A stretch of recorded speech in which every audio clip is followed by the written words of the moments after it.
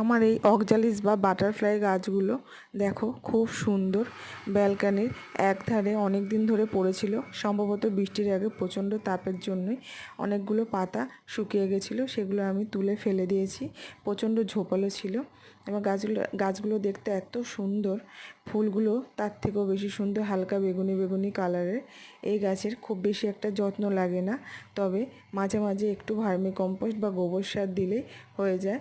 আমি vermi compost আর সর্ষের খোল দিই 1.5 থেকে 2 মাস পর পর, কিন্তু যেহেতু সর্ষের খোলে ফাঙ্গাস লেগে যাবে তার জন্য আমি ভার্মি কম্পোস্ট 1 মুঠো এবং 1 চামচ বাদাম খোল গাছের গোড়ায় খুঁড়ে দিয়ে জল দিয়ে দিলাম।